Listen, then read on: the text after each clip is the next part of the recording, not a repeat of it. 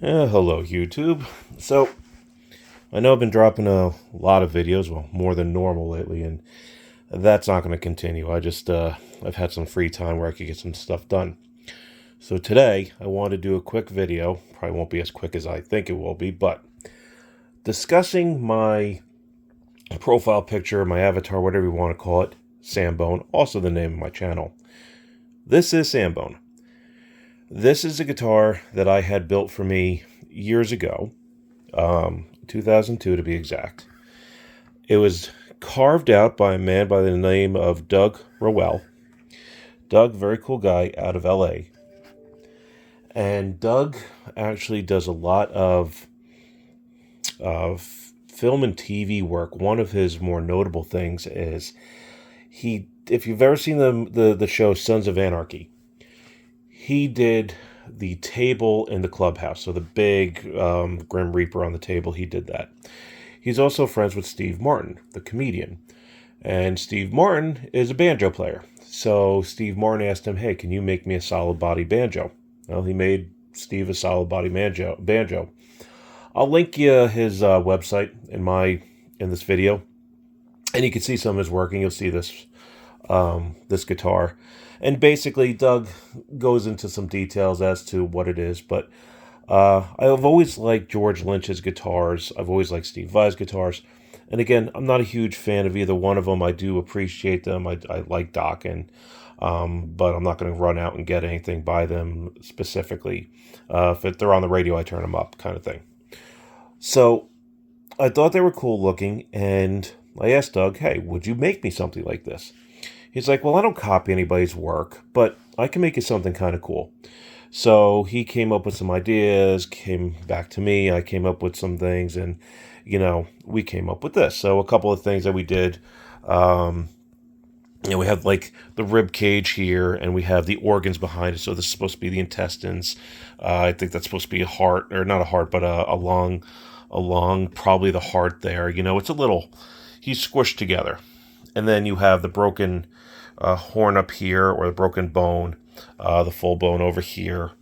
And it's an extremely deep carve. I'm going to try to give you a profile shot. So the deck height where the bridge is and where the humbucker is mounted, that's still factory height. And we'll discuss what this body was in a bit.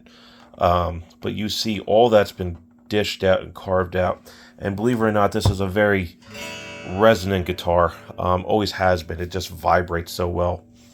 The body itself is swamp ash. Now, the body actually started off as a Warmoth Strat body without all the carvings. The only thing that I had Warmoth carved for me was the route for the bridge, and then a direct mounted or wood mounted humbucker. And then on the back, obviously, if you're going to do that, you need to have a control cavity in the back. And then there's the, spring claw for the Floyd Rose. And we'll talk about that in a second. So that's the overview of the guitar itself. You'll also notice I have a second neck here. This is the second neck on the guitar right now, actually. This one's the first neck. We'll discuss that in a second. This is another Warmoth. It's a roasted maple. I really like roasted maple. I think it feels nice under the hand. Very slick. Doesn't need any finish, which is great. I went with the abalone inlays. Just why not make it fancy? Kind of to match the knob here and, bring it together. So you'll notice that Floyd Rose. Okay, we see that. There's no locking nut. Why? This is a Floyd Rose Speedloader. When I had this guitar built, I built it with this bridge in mind. Anyone who's ever dealt with the Speedloader knows what the problem is. They don't make strings for it anymore. You sit there and say, what do you mean? Strings are strings. Well, they're not. This is the original neck that I had built for the guitar. So bird's eye maple, not overly bird's eye maple, but bird's eye maple with this nut. And you'll notice that the headstock has no tuning machine holes in it. Again, because of the design of the Speedloader, This nut takes the string in there, and I'm going to show you what the end of the string looks like, because basically the string was one length. It was non-adjustable.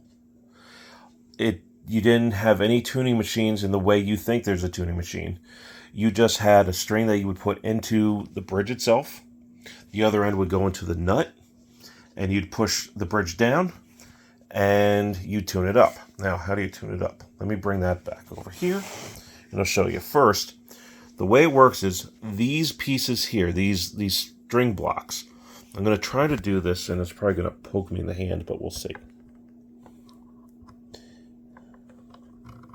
It's still working. Okay.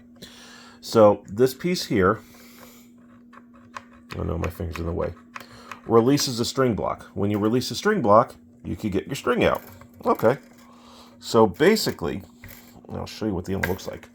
This right here is an actual Fender bullet string. The thing about the Fender bullet string, let me see if I can get this thing to, yeah, there we go. It's in focus now. The Fender bullet string is this long thing, and I think it was designed originally to go into the Fender trem block. So it is the exact same measurement as the Floyd Rose strings for the Speederloader strings. So what you would have on a Speederloader is the Speederloader string would have one of these on each end. So you'd have one up here, you'd have one up here, and that second one would go into that groove there. When you put it down,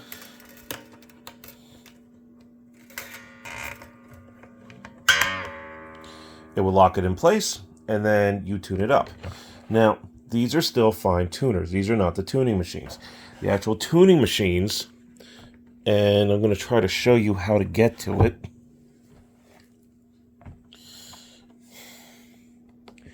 There is a little, again, this is going to be so hard to focus. Come on, it's not focusing. Okay. You see that black Allen key right on the string block right here? That's your tuner. You have to get in there with the smallest Allen wrench you could think of and slowly tune the strings up. Now the idea is you're not going to have to tune it up that much because the strings are a set length. They should not deviate from that length at all. Obviously they can't. But even with stretching, they're not going to stretch that far out of tune. So the idea was the tuning would be very minimal, and you'd basically just, once you have them set, you wouldn't have to touch them again, and then you adjust your fine tuners. Let me see if it's still in tune. Yeah, it's still in tune. So it works in the sense that, like the old Steinberger, the string can't get any longer, it doesn't change its length, it stretches, but the stretching would be compensated with the fine tuners. Well, the problem is because of, I guess, the exact precise measurements of the string, Dean Markley, who originally made the string, couldn't make them, not consistently and not with the best quality, I guess you would say. I mean, they worked, but they were never great. So what happened was you couldn't get them anymore. Dean Markley said, no, we're not going to make them anymore. And then another company, I want to say Labella, and that could be the wrong name, I don't even remember now, was going to make the Speederloader strings, but they never did. Well, if you don't have strings for your guitar is useless. You can't play it without strings. So there's a couple of choices here. One thing you could do is pull out this Floyd Rose and you put in a regular Floyd Rose. And then you could have your nut, or, well, your nut wouldn't change. Well, you would change your nut, but then you could put in, tuning machines. Okay, that's going to be a few $100s. I wanted to do something a little bit different. Because of the design of the headstock, and again, going back to this, going with this hockey stick, whatever Warmoth calls it, I didn't want to have that extreme string pull going from the high E all the way out to there. It doesn't cause that much problem, especially with a Floyd Rose, but I wanted something a little bit different. So, looking on the internet, I found that I believe John Suhr actually made a guitar. I don't know if he's still making it with the Floyd Rose, no locking nut and locking tuning machines. I'm like, okay, let me give it a try.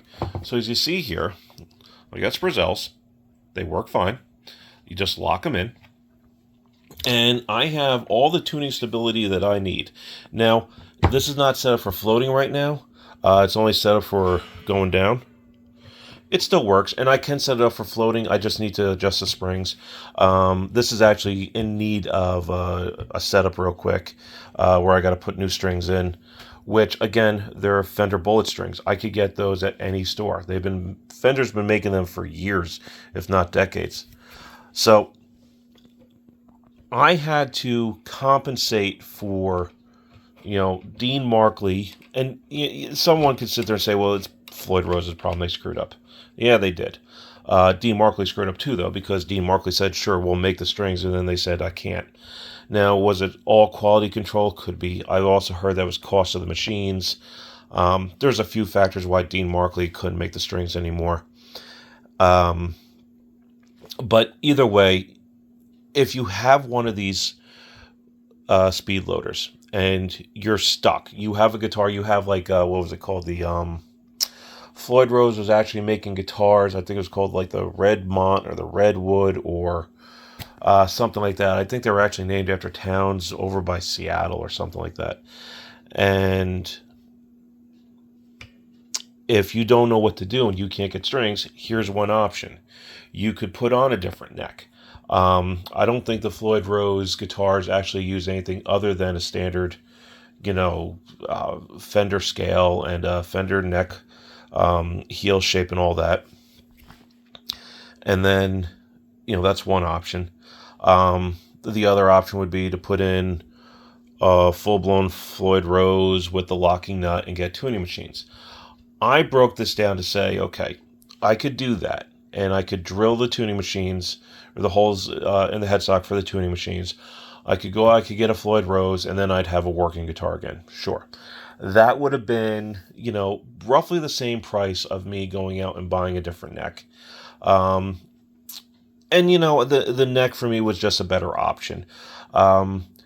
Again, this actually stays in tune just fine. Tuning stability is there. There's no problem. Like I said, I really love the roasted maple neck. It feels so nice on the hand. Very slick, very smooth. Doesn't need any finish. And, it really it does its job very well.